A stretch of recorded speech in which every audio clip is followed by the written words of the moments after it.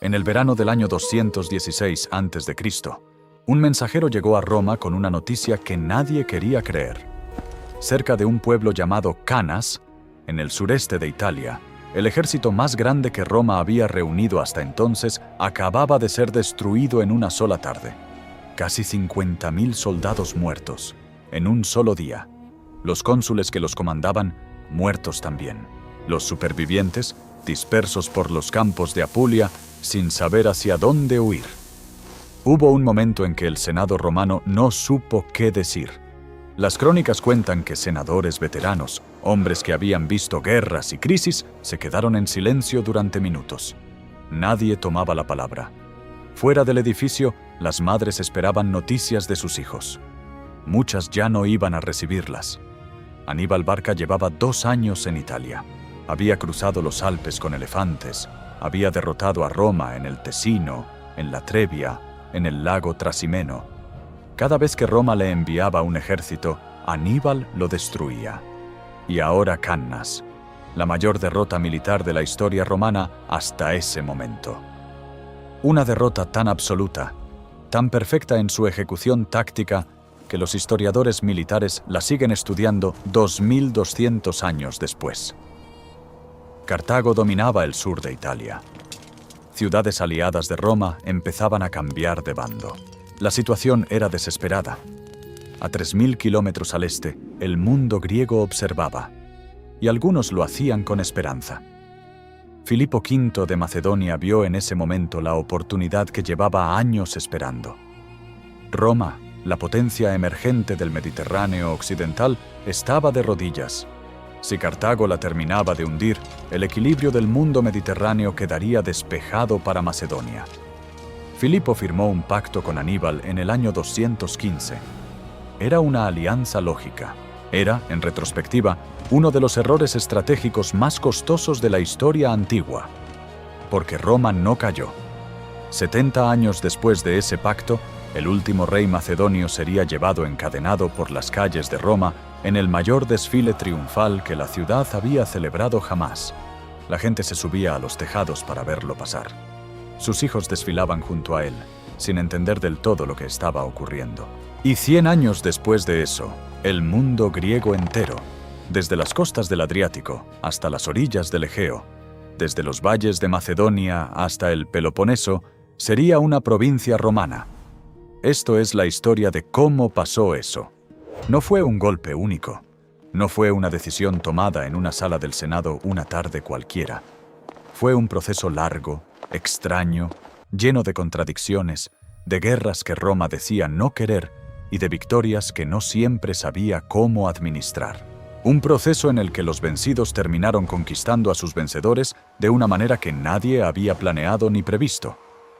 Para entender cómo Roma llegó a Grecia, hay que entender primero qué era Grecia en ese momento. Porque cuando decimos Grecia en el siglo III a.C., no estamos hablando de un país unificado. Estamos hablando de un mosaico político extraordinariamente complejo que Alejandro Magno había puesto en marcha décadas antes y que, tras su muerte prematura, nadie había logrado volver a unir. El mundo helenístico que Alejandro dejó al morir en Babilonia en el año 323 era un mundo en guerra permanente. Sus generales, los llamados diádocos, los sucesores, se habían pasado décadas matándose entre sí para repartirse el imperio. Y para cuando llegamos al siglo III, el mapa quedaba así. Macedonia controlaba el norte de Grecia y ejercía una influencia intimidatoria sobre buena parte del mundo griego continental. Los Seleucidas gobernaban un territorio enorme que iba desde Siria hasta las fronteras de la India. Los Ptolomeos controlaban Egipto y se habían convertido en los mecenas culturales del mundo helenístico, con Alejandría como su capital espléndida.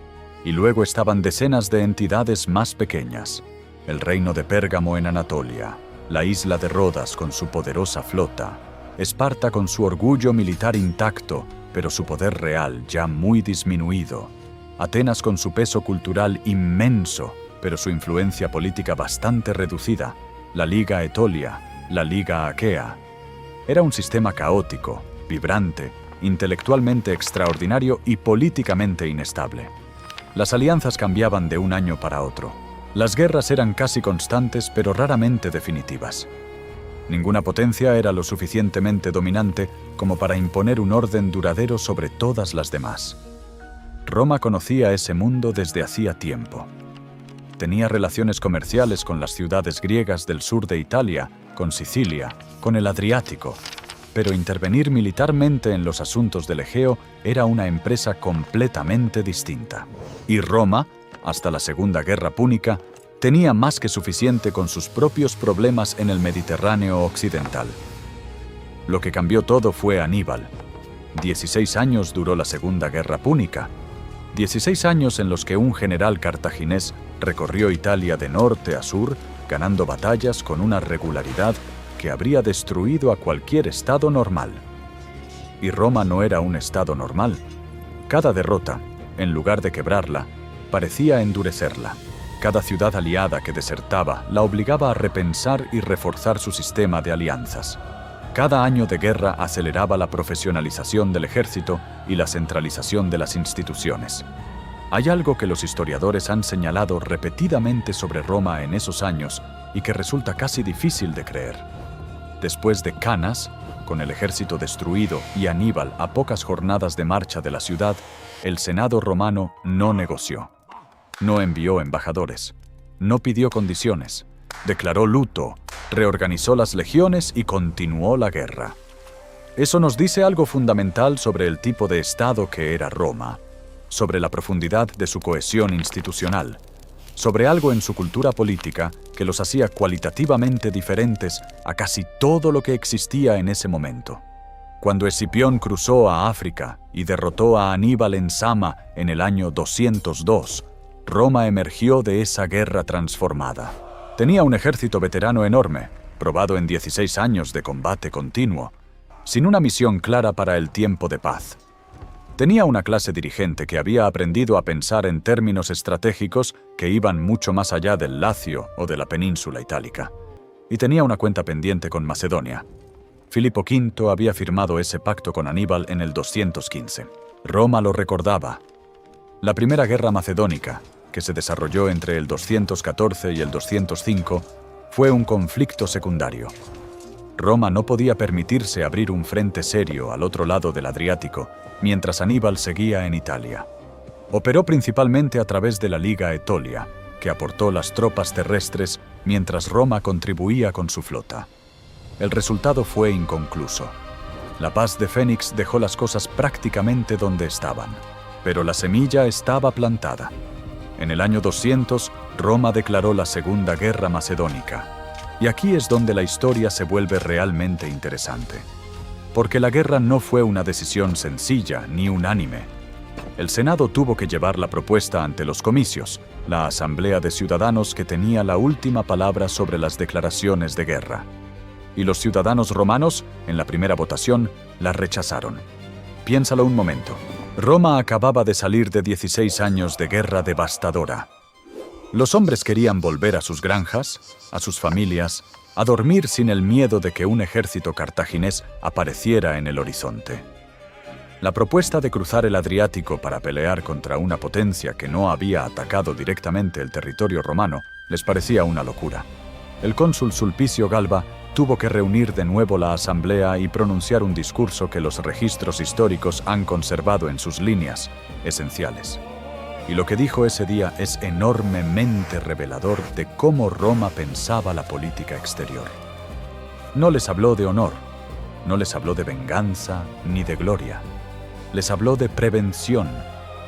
Les dijo que era mejor llevar la guerra al otro lado del Adriático que esperar a que la guerra volviera a cruzar los Alpes hacia Italia. Les recordó el pacto de Filipo con Aníbal. Les señaló que si se dejaba a Macedonia consolidar su posición en el Egeo, si Filipo llegaba a un acuerdo con Antíoco III de los Seleucidas, que en ese momento era la potencia hegemónica del Mediterráneo oriental, Roma se encontraría frente a una coalición de dimensiones completamente distintas.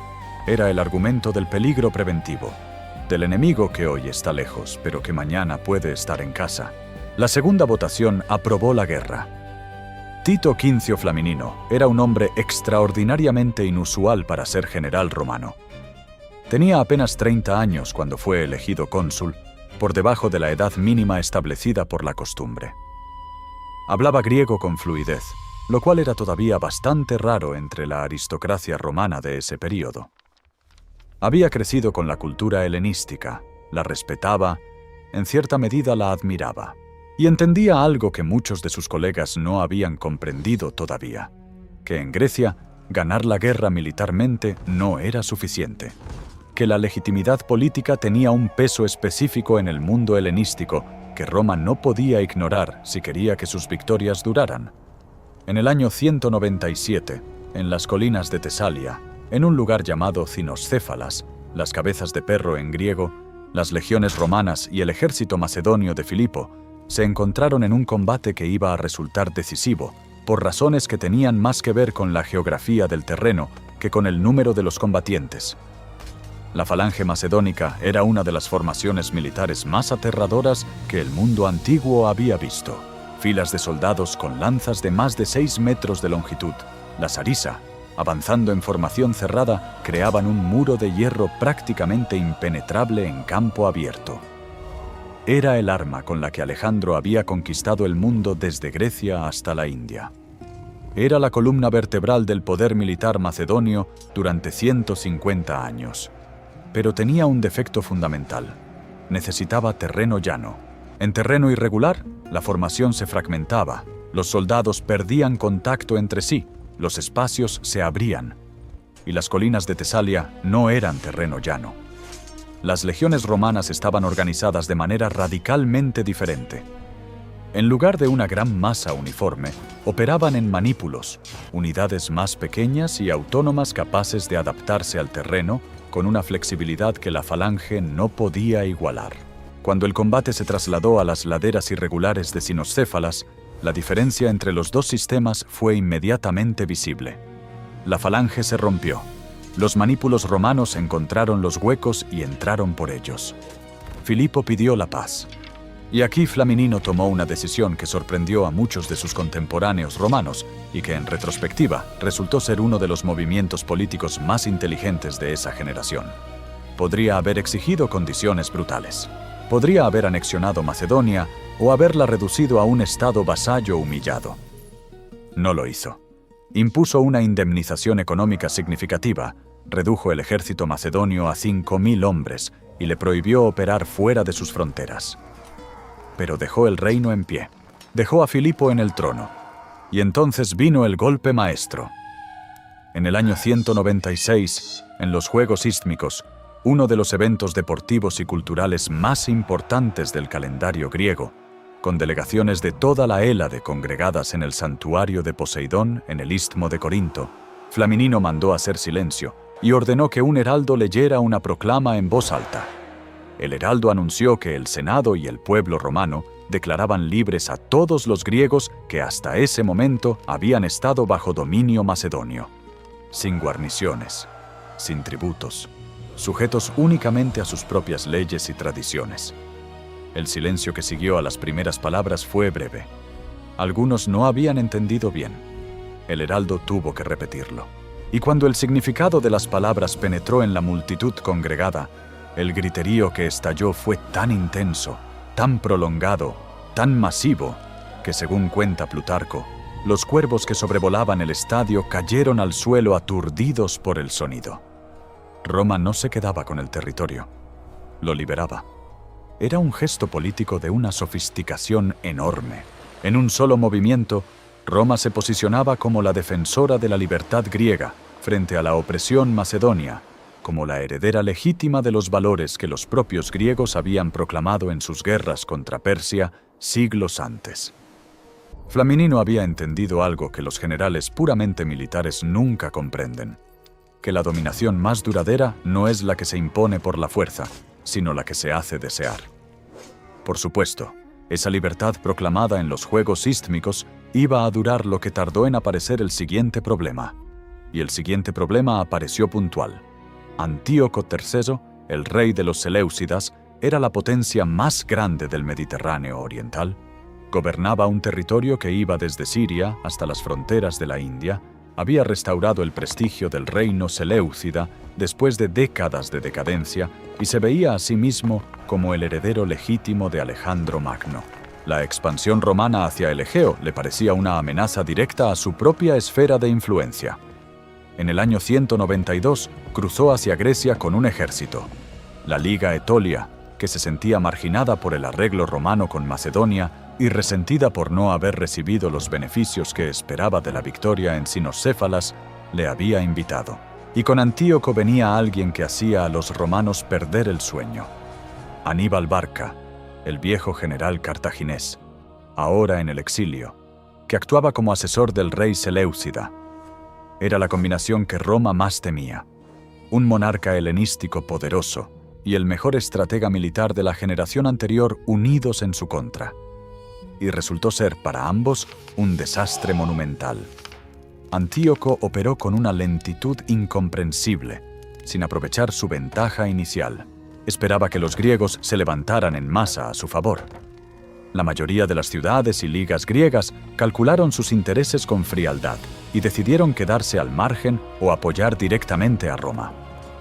El movimiento de liberación panhelénico que Antíoco esperaba encabezar nunca materializó. El apoyo real que recibió fue una fracción de lo prometido. En el año 191, en las Termópilas, el mismo desfiladero donde 300 espartanos habían detenido al ejército persa 289 años antes, el ejército de Antíoco fue derrotado y se retiró precipitadamente a Asia. Roma lo persiguió con una determinación que ya no dejaba margen para negociaciones tranquilas.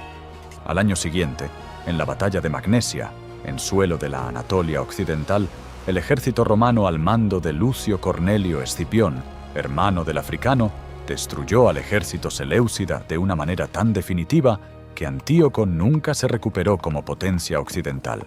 La paz de Apamea del año 188 estableció una nueva frontera oriental de influencia romana y convirtió a Pérgamo y Rodas, los aliados locales de Roma en la región, en los principales beneficiarios territoriales. Y de nuevo Roma repitió el patrón. Victoria militar aplastante, condiciones de paz que debilitaban estructuralmente al derrotado y retirada sin ocupación directa del territorio, dejando a aliados locales como garantes del nuevo equilibrio.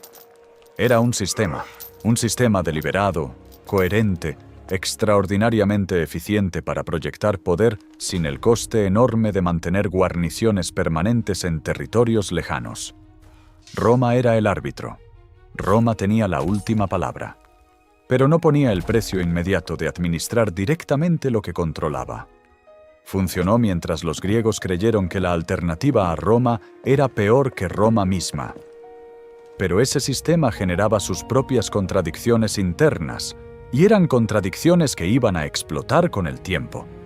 El mundo helenístico había funcionado durante siglos sobre la base de una competencia entre potencias más o menos equivalentes. Las ligas se formaban y disolvían según los intereses del momento. Las ciudades jugaban a una potencia contra otra para preservar su margen de maniobra. Era un sistema caótico pero en cierta manera equilibrado, porque ningún actor era lo suficientemente dominante como para dictar condiciones permanentes a todos los demás. Roma rompió ese equilibrio de manera irreversible. No era un miembro más del sistema helenístico. Era una fuerza externa que podía intervenir cuando quería, arbitrar los conflictos internos cuando le convenía y retirarse cuando lo decidía, pero cuya mera existencia distorsionaba todas las relaciones dentro del sistema. Era el jugador que no seguía las reglas del juego, porque las reglas del juego no habían sido escritas pensando en él. Las ciudades y ligas griegas aprendieron a adaptarse. Cuando tenían un conflicto con un vecino, mandaban embajadas a Roma. Los senadores romanos se convirtieron en árbitros de disputas que en el pasado se habrían resuelto por guerra, negociación o simplemente dejando que el más fuerte se impusiera. Y para que Roma decidiera a tu favor, necesitabas buenos contactos en el Senado, necesitabas ofrecer algo a cambio, necesitabas demostrar que eras el aliado útil y el otro era el problema. Era una trampa que los griegos construyeron ellos mismos, en parte porque la alternativa, decidirlo todo por la fuerza, era peor. Pero era una trampa. En Macedonia, mientras todo esto ocurría, La humillación de Cinoscéfalas siguió fermentando. Filipo V murió en el 179 y su hijo Perseo heredó el trono. Perseo era inteligente, ambicioso y profundamente consciente de lo que su padre había perdido. Pasó años reconstruyendo el poder macedonio con una cuidadosa paciencia, ampliando alianzas con estados griegos descontentos, estableciendo contactos con pueblos del norte, cultivando su imagen como el rey griego que podía hacer frente a Roma y restaurar la dignidad del mundo helenístico. Roma lo observaba, y en el año 171, la Tercera Guerra Macedónica comenzó. Duró 4 años y terminó el 22 de junio del año 168 en un lugar de Macedonia llamado Pitna. El ejército de Perseo era numeroso, estaba bien entrenado y ocupaba inicialmente una posición favorable junto al río Leucos. Cuando la falange macedónica cargó en la fase inicial del combate, las legiones romanas retrocedieron. Hubo un momento en el que parecía que Perseo iba a repetir, o quizás superar, las victorias de Alejandro. Entonces el terreno cambió nuevamente.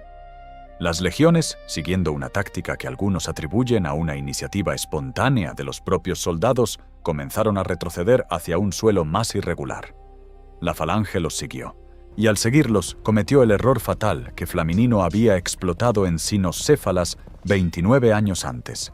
La formación cerrada se fragmentó, los espacios entre las unidades macedonias se abrieron. Los manípulos romanos giraron y entraron por esos huecos. Dicen que todo duró menos de 1 hora. El ejército macedonio, que minutos antes parecía invencible, dejó de existir como fuerza organizada en el tiempo que tarda en ponerse el sol de verano. Los muertos macedonios se contaron por miles. Perseo huyó. Lo capturaron poco después, intentando escapar hacia el norte. Lo llevaron a Roma para el triunfo del general Emilio Paulo, uno de los espectáculos más elaborados que la ciudad había visto jamás. 3 días de desfiles, arte griego, armas capturadas, prisioneros, tesoros. Perseo desfiló con sus hijos frente a la multitud romana. Los niños eran demasiado pequeños para entender del todo lo que les estaba pasando, y según cuentan los cronistas, fue esa imagen, esos niños confusos y asustados, la que más emocionó a la multitud romana, porque en ese momento el pueblo de Roma sintió compasión por el vencido. Perseo murió prisionero en Italia, en una ciudad llamada Alba Futens. No quedaron registros de cómo fueron sus últimos años. Esta vez Roma no dejó el reino intacto. Macedonia fue dividida en 4 repúblicas separadas, con prohibición explícita de comerciar entre sí y de que sus ciudadanos se casaran entre sí. No fue anexionada todavía, pero fue destruida como potencia. Era la eliminación quirúrgica de cualquier posibilidad de que Macedonia volviera a ser una amenaza. Lo que siguió fue una ola de represalias contra quienes Roma consideraba que habían simpatizado con Perseo durante la guerra. Y aquí entra en escena uno de los personajes más interesantes de toda esta historia. 1000 hombres de la Liga Aquea, la Federación de Ciudades-Estado del Peloponeso, fueron deportados a Italia como rehenes políticos. No como prisioneros, exactamente, pero tampoco como hombres libres. Fueron distribuidos entre familias y ciudades italianas, donde vivieron en un limbo legal extraño, lo suficientemente bien tratados como para no morir, lo suficientemente vigilados como para no escapar. Entre esos 1000 hombres había uno llamado Polibio, hijo de un político destacado de Megalópolis, hombre culto, militar experimentado. Polibio tuvo la fortuna o la desgracia, según cómo se mire, de ser asignado a la familia de Emilio Paulo, el general que había ganado en Pitna. Y allí, en Roma, en el círculo intelectual más sofisticado de la ciudad, Polibio pasó 17 años observando, conversando, preguntando y tomando notas. El resultado fue una historia del ascenso romano que sigue siendo, 2000 años después, uno de los análisis más lúcidos del poder que jamás se han escrito. Polibio entendió cosas sobre Roma que los propios romanos no habían articulado con esa claridad. Entendió que Roma no era simplemente un estado más poderoso que los demás. Era un sistema institucional cualitativamente diferente, más resistente a las crisis, más capaz de incorporar a los derrotados como colaboradores, más estable frente a las presiones que destruían a otros estados. Su análisis de la Constitución romana, que combinaba elementos monárquicos en los cónsules, aristocráticos en el Senado y democráticos en las asambleas, sigue siendo un texto fundamental de la ciencia política occidental. Y la ironía que lo envuelve es perfecta. El mejor análisis del imperialismo romano de la antigüedad lo escribió un griego que lo vivió desde dentro como su primera víctima. Mientras Polibio escribía, las consecuencias económicas del nuevo orden romano se hacían sentir en Macedonia. La prohibición de comercio entre las 4 repúblicas artificiales que los romanos habían creado arruinó a comunidades enteras que dependían del intercambio regional. El resentimiento creció lentamente pero sin pausa. En el año 148, ese resentimiento encontró su expresión en un hombre llamado Andrisco, que afirmaba ser hijo ilegítimo de Perseo y reclamaba el trono macedonio. Tenía poco de rey y mucho de aventurero, pero encontró apoyo genuino entre macedonios que simplemente querían volver a ser algo, volver a tener una identidad política propia. La revuelta fue sofocada militarmente sin demasiada dificultad. Pero esta vez Roma no volvió al sistema anterior. Macedonia fue convertida en provincia romana, la primera provincia romana en suelo europeo fuera de la península ibérica. El experimento de las repúblicas separadas había fracasado. Roma asumiría el coste de administrar directamente el territorio. Grecia, propiamente dicha, quedó nominalmente libre durante 2 años más. Fue quizás el período más tenso de toda la relación entre Roma y el mundo griego, y terminó de la manera más estúpida que podría haber terminado. La Liga Aquea era el principal poder griego del momento. Controlaba la mayor parte del Peloponeso y mantenía desde hacía años una tensión creciente con Roma por el estatus de varias ciudades, especialmente Esparta, que los aqueos querían integrar por la fuerza en la Liga, y Roma, en su rol de árbitro supremo, protegía. Las negociaciones en Roma se deterioraron. Los embajadores romanos enviados a Corinto para explicar la posición del Senado fueron recibidos con hostilidad en una asamblea pública. Algunos relatos hablan de insultos, de objetos arrojados, de una humillación deliberada. Quizás fue exactamente así. Quizás fue menos. Lo que importa es que Roma lo interpretó como una declaración de guerra. Y en el mundo de esa época, insultar al embajador de Roma era insultar a Roma. Y insultar a Roma tenía consecuencias que nadie en su sano juicio debería haber querido provocar. El cónsul Lucio Mumio llegó a Grecia en el año 146 con un ejército.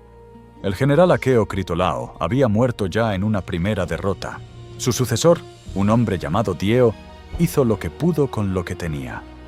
Movilizó a esclavos liberados, a ciudadanos sin entrenamiento militar, a cualquiera que pudiera sostener un escudo.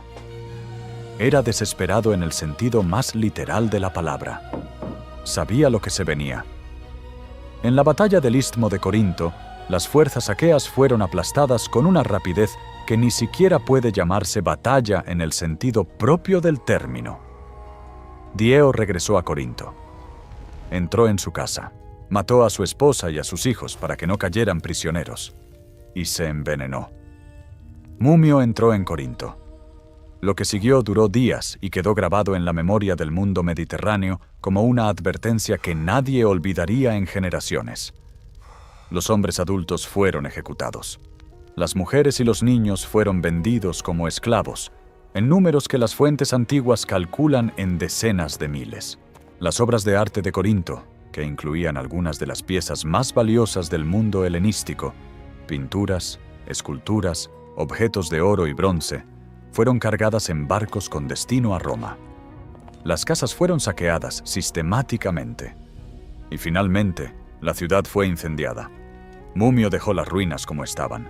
Corinto permaneció deshabitada y en ruinas durante exactamente 100 años, como un mensaje permanente grabado en piedra quemada para cualquiera que pudiera estar pensando en resistir a Roma. El mismo año en que Corinto ardía, en el norte de África, Escipión Emiliano completaba la destrucción de Cartago.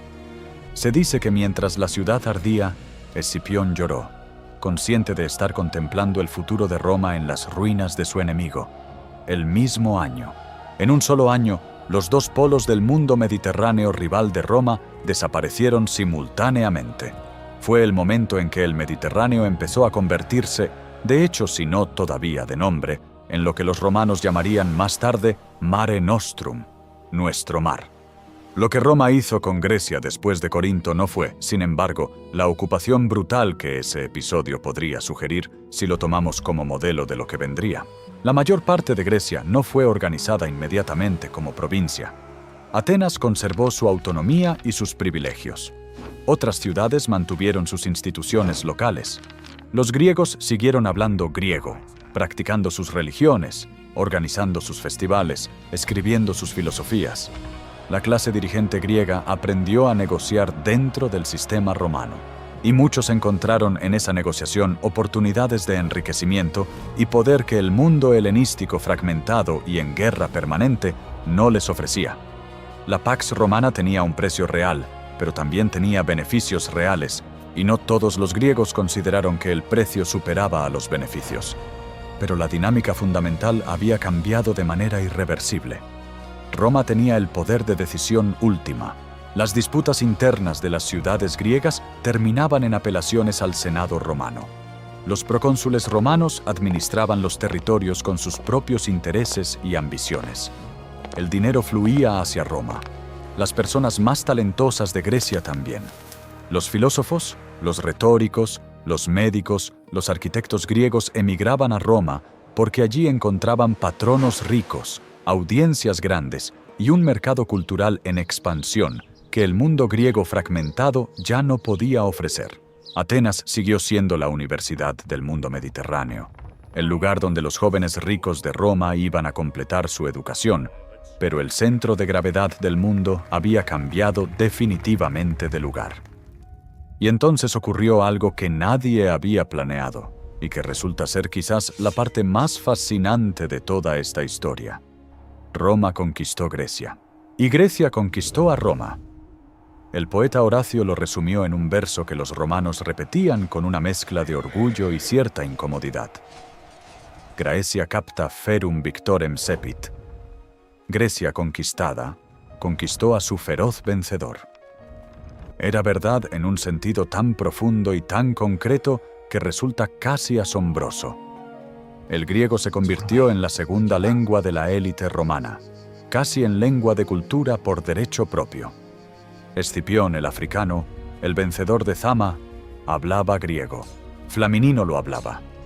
Cicerón, el mayor orador romano, estudió retórica en Atenas y en Rodas, y consideraba a los maestros griegos sus modelos intelectuales fundamentales. Julio César, según el relato de Suetonio, pronunció sus últimas palabras en griego cuando vio a Bruto entre sus asesinos. Marco Aurelio, el filósofo emperador que gobernó Roma en el siglo II de nuestra era, escribió sus meditaciones en griego porque consideraba que era el único idioma adecuado para el pensamiento filosófico serio. Los templos romanos adoptaron los órdenes arquitectónicos griegos, el dórico, el jónico, el corintio. Los dioses romanos fueron identificados con los griegos hasta el punto de hacerse casi indistinguibles. Júpiter era Zeus, Marte era Ares, Venus era Afrodita, Mercurio era Hermes. La mitología griega se convirtió en la mitología romana. La literatura latina comenzó como imitación deliberada y declarada de los modelos griegos y terminó creando algo nuevo y propio, que sin embargo llevaba la marca indeleble de esa herencia. Cuando Virgilio escribió la Eneida para dar a Roma una épica, fundacional comparable a la Ilíada, no simplemente imitó a Homero, lo incorporó, le respondió, construyó sobre él con plena conciencia de lo que estaba haciendo. La Eneida cuenta la fundación de Roma como el reverso de la destrucción de Troya. Roma como continuadora y heredera legítima de la civilización griega, no como su verdugo. Era una manera de redimir históricamente una conquista que algunos romanos sentían, a cierto nivel, como algo moralmente incómodo. Bajo Augusto, en el año 27 a.C., Grecia recibió su estatuto definitivo dentro del imperio como la provincia de Acaya. Atenas mantuvo privilegios especiales, estatus de ciudad libre, exención de impuestos, reconocimiento de su papel como centro cultural y educativo del mundo mediterráneo. Corinto, la ciudad que Mumio había destruido 100 años antes, fue refundada como colonia romana por Julio César en el año 44 y creció rápidamente hasta convertirse en la capital provincial, más romana que griega, en su nueva encarnación, pero construida sobre el fantasma de la vieja ciudad. Los emperadores romanos viajaban a Grecia con la misma actitud que los viajeros cultos europeos del Grand Tour adoptarían 19 siglos después. Una mezcla de devoción, fascinación intelectual y turismo cultural levemente nostálgico. Nerón se presentó a los Juegos Olímpicos como competidor, tocó la lira, compitió en carreras de carros y ganó en todas las categorías en que participó. Que nadie se atreviera a derrotar al emperador romano era, evidentemente, parte del protocolo. Adriano era tan obsesivo en su amor por Atenas que los atenienses, con ese sentido práctico que siempre habían demostrado, le llamaron Olimpio y le construyeron un templo. Y Adriano financió la construcción de una biblioteca enorme y un arco triunfal que todavía puede verse en Atenas hoy. Grecia había dejado de ser un campo de batalla para convertirse en un archivo vivo, en el depósito sagrado de la civilización que Roma reclamaba como su legado y su herencia. Y el último acto de esta historia se desarrolló, con una simetría que parece demasiado perfecta para ser casual, de nuevo en suelo griego. En el año 42 a.C., en los campos de Filipos, en Macedonia, los dos ejércitos que iban a decidir el futuro de Roma se enfrentaron. Por un lado, Bruto y Casio, los republicanos, los asesinos de Julio César, que combatían por la restauración de la República y de un orden político que consideraban el único legítimo. Por el otro, Marco Antonio y el joven Octavio, los herederos políticos de César. Las guerras civiles de la República Romana llegaron a su fase decisiva en suelo macedonio, en la misma región donde 4 generaciones antes las legiones habían aplastado a Perseo. Bruto y Casio perdieron. Ambos se suicidaron en el campo de batalla. 2 años después, en Axio, frente a las costas del Epiro griego, Octavio derrotó a Marco Antonio y a Cleopatra y se convirtió en el único dueño del mundo romano. El escenario de la conquista se convirtió también en el escenario del fin de la República. Y cuando Octavio recibió el título de Augusto y se convirtió en el primer emperador, el mundo que emergió de esa transformación era ya, sin posibilidad de discusión, un mundo grecolatino, no romano con influencias griegas, no griego con una superestructura romana. Algo nuevo, algo que los dos mundos habían producido juntos al colisionar, que ninguno de los dos podría haber creado solo.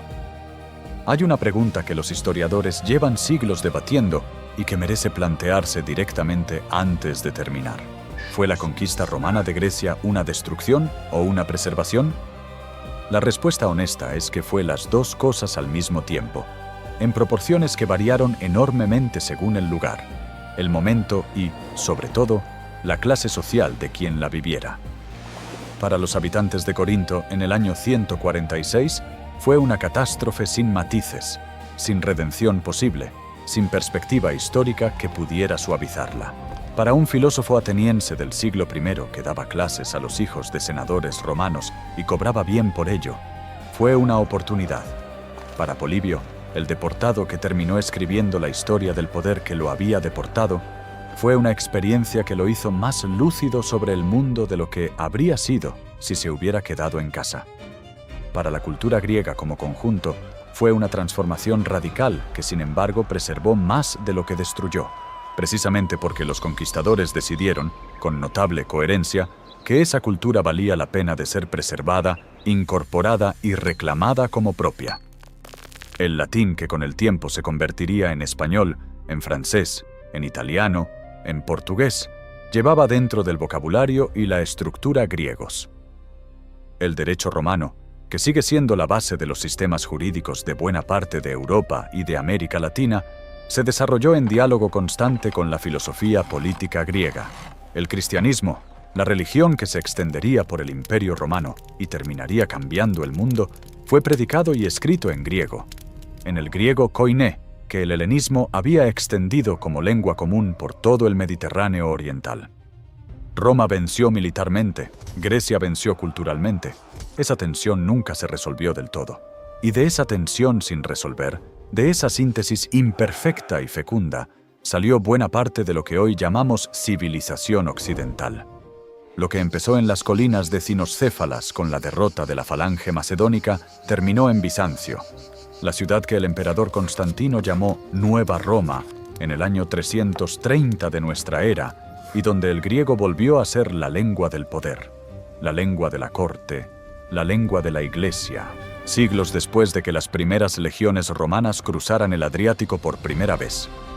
El círculo se cerró, aunque tardó 800 años en cerrarse, y aunque lo que quedó dentro de ese círculo era algo que ni los griegos de Cinoscéfalas ni los romanos de Canas habrían reconocido del todo como propio, aunque quizás, si hubieran mirado con suficiente atención, habrían encontrado en ello algo que les pertenecía a ambos.